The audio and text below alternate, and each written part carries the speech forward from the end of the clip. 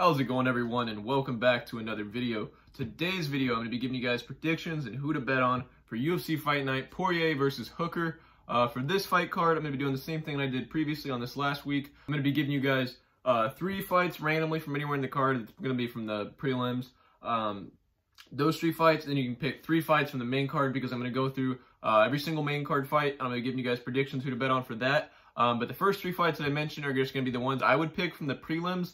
You guys can use those and then pick 3 from the main card. DraftKings kind of does some things where you pick 6 fighters. They give you a set amount of money, and you use that set amount of money to place bets on those 6 fighters. However, you can make that amount of money work with those 6 fighters. So these would be the 6 fighters that I would pick. Other than that, pretty much same as always. I don't condone sports gambling, but if you are going to do it, I suggest you do it with me. Overall, I have a really good record. I would say all time since I've been uploading picks on YouTube, I'm definitely above 500. For this past year, for 2020, I would even say I'm above 600. The last fight card I did was probably my worst.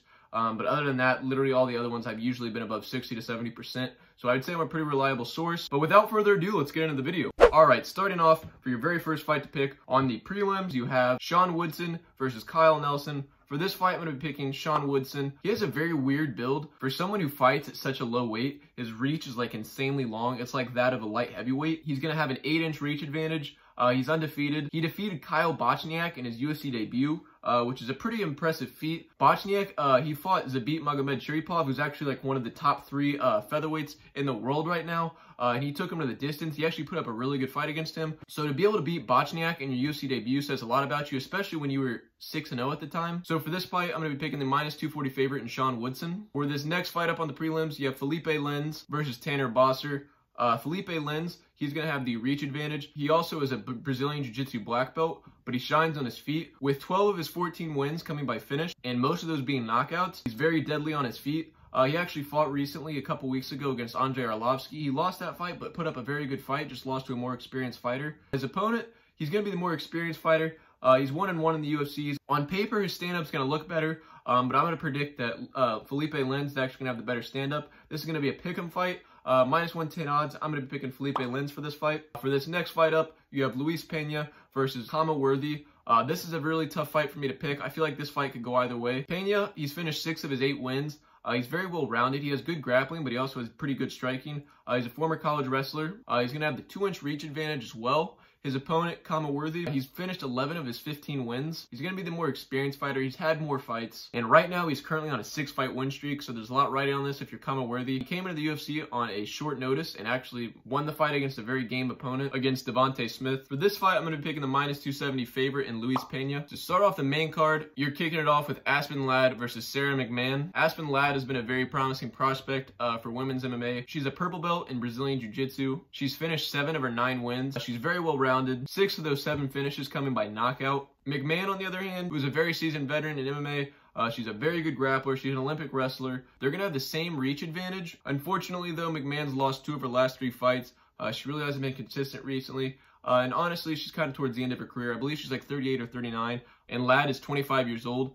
So she's going to be significantly younger. I feel like she's going to be a lot faster, a lot sharper. Although McMahon's going to be more experienced, my pick is going to be with the favorite Aspen Ladd. This next fight up on the main card, you have Jean Vellante versus Maurice Green. Vellante, he comes from a very good team at the Serra-Longo team. He's going to have very solid grappling coming from such a grappling-heavy team. Unfortunately, he's lost 4 of his last 6 fights, but Vellante has finished 12 of his 17 wins. Green, on the other hand, he's going to come in significantly taller. He's going to have the reach advantage as well. He's very long, very lanky. He's going to have very good jiu-jitsu as well. He's finished 6 of his 8 wins. Right now, he's been on a 2-fight losing skid, so there's a lot riding on both these fighters. With Vellante coming off losses in 4 of his last 6, and Green having lost 2 of his previous fights, there's a lot riding on it for both these fighters. So my pick is going to be with the -220 favorite in Maurice Green. For this next fight up, in a fight that I believe we have a very promising prospect in the middleweight division, you have Brendan Allen versus Kyle Dackhouse. Dackhouse is undefeated.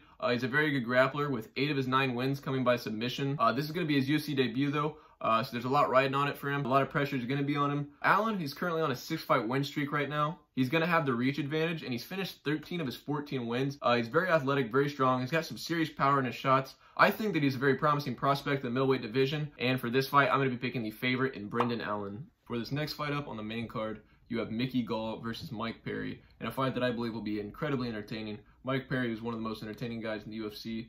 He has phenomenal stand-up. He's a brawler. He's very well-rounded. He has 11 of his 13 wins coming by knockout. And just in all honesty, he's probably fought the better competition. He's way more experienced. Gall, on the other hand, he's more of a grappler. He is going to have the reach advantage, but really isn't going to mean much against someone like Mike Perry, who's especially going to get inside and he's going to get real close to you and just try to throw bombs. Gall is a Brazilian Jiu-Jitsu black belt with 5 of his 6 wins coming by submission, having only 8 total fights. For this fight, I'm going to be picking the minus 300 favorite in Mike Perry. For this next fight up on the main event, you have Dustin Poirier versus Dustin Hooker in a very entertaining fight. Poirier is very well-rounded. He has phenomenal boxing, phenomenal grappling. His Brazilian Jiu-Jitsu black belt, former title challenger. In his last fight out, he fought Khabib for the title. Obviously lost that fight. He's won 5 of his last 6 fights, and obviously his last loss coming to Khabib. Hooker, on the other hand, he's phenomenal stand-up as well. He's a very good kickboxer. He trains with a very good gym at City Kickboxing out in Auckland, New Zealand, with people to the likes of Israel Adesanya coming out of there in Kai Kara, France. Hooker's finished 17 of his 20 wins. He's on a 3-fight win streak right now, and he's gonna have the reach advantage. For someone like Poirier, who's literally been in there with the best of them, he's fought Conor, Holloway, Alvarez, Gaethje, Khabib. He's pretty much fought the who's who of the lightweight division right now, and I believe his experience and his skill set is probably just gonna be a bit much for Dan Hooker. So for this fight, I'm gonna be picking the minus 200 favorite in Dustin Poirier. I hope you guys did enjoy this video though. Please be sure to like, comment, subscribe, share the video. Let me know what you guys think in the comment section below. If you guys have any ideas